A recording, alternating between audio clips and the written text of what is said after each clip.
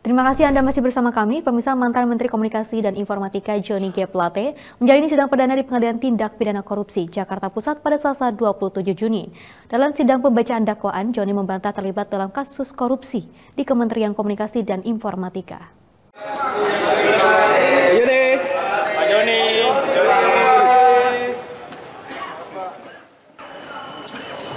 Mantan Menteri Komunikasi Johnny G. Plate menjalani sidang pembacaan dakwaan perdana di Pengadilan Negeri Tindak Pidana Korupsi Jakarta Pusat pada Selasa 27 Juni.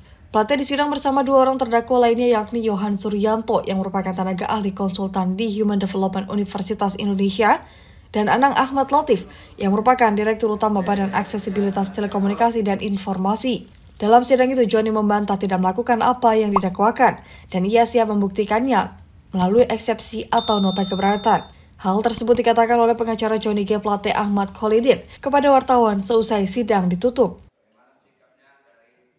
Ya, 1 minggu nanti kita lihat di sana. Silakan teman media bisa melihat, mendengarkan dan membaca dari eksepsi kita. Ya, itu saja dulu. Nanti eksepsinya. Ya, itu nanti kita baca di eksepsi, kita persiapkan, kita lihat 1 minggu, kemudian nanti apa yang akan kita uraikan dalam eksepsi kita untuk menjawab dari dakwaan jaksa penuntut umum. Ya, terima kasih. Iya, itu aja nanti kita lihat dalam eksepsi kita ya. Pada kesempatan yang sama, kuasa hukum Yohan Suryanto Beni Daga juga membantah kliennya melakukan segala dakwaan. Menurut Beni, peran Yohan dalam kasus ini tidak dibacakan secara jelas oleh jaksa penuntut umum. Pertanyaannya adalah, jaksa pada saat menyusun dakwaan, baik sifatnya primer atau dakwaan subsidiar, kenapa tidak dimasukkan di situ bahwa pemberian uang sesuai dengan SK itu adalah uang yang diberi dari Bakti Kominfo kepada HUDEF. Harusnya kalau misalnya itu didakwakan kepada Pak Yohan, aliran uang diterima oleh klien saya, oleh terdakwa Pak Yohan Suryanto. Faktanya itu tidak terjadi.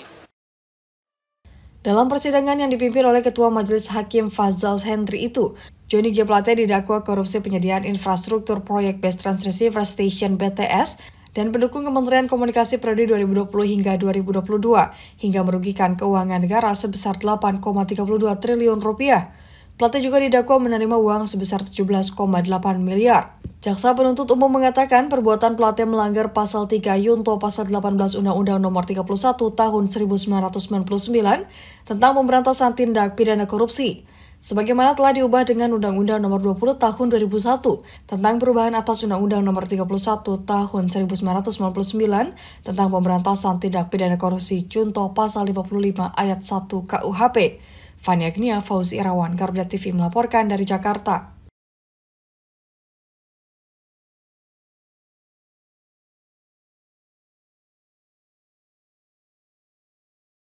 Pemirsa, Yohan Suryanto, tenaga ahli Human Development Universitas Indonesia yang ditetapkan sebagai tersangka dalam kasus dugaan korupsi penyedia menara BTS 4G, Kementerian Kominfo membantah telah melakukan kajian fiktif.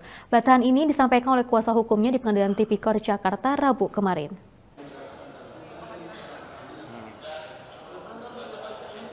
Mantan Menkominfo Johnny G. Plate menjalani sidang perdana kasus dugaan korupsi proyek BTS 4G dan Bakti Kominfo. Sidang perdana digelar di Pengadilan Tipikor Jakarta pada Selasa kemarin. Dalam perkara ini, Johnny menjalani sidang bersama Direktur Utama Bakti Kominfo Anang Ahmad Latif dan tenaga ahli Human Development Universitas Indonesia Yohan Suryanto. Salah satu tersangka Yohan Suryanto melalui kuasa hukumnya Deni Daga membantah telah melakukan kajian fiktif. Deni Daga mengatakan dalam melakukan kajian proyek BTS 4G, kliennya bekerja secara profesional sesuai bidang keilmuan dan keahlian yang diminta oleh Human Development Universitas Indonesia.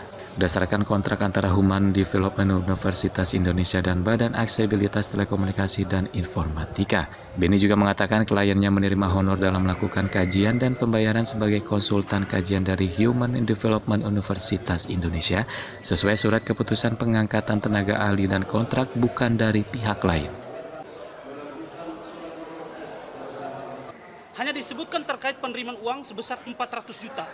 400 juta pun itu yang diterima itu tidak terima langsung dari Bakti, tetapi itu diterima dari HUDEF.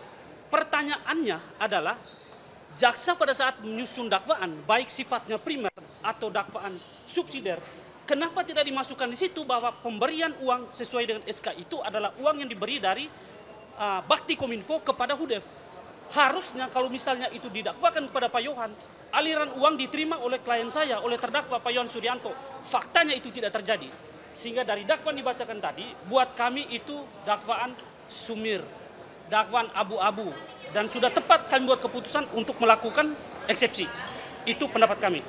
Kelima tersangka diduga melakukan tindak pidana sebagaimana yang diatur dan diancam dalam pasal 2 ayat 1 junto pasal 18 Undang-Undang Nomor 30 Statutu tahun 1999 tentang pemberantasan tindak pidana korupsi. Sebagaimana diubah dengan Undang-Undang Nomor 20 tahun 2001 tentang perubahan atas Undang-Undang Nomor 31 tahun 1999 tentang Tipikor junto pasal 55 ayat 1 ke 1 KUHP. Fani Agnia, Fauzi Rawan, Garuda TV melaporkan dari Jakarta.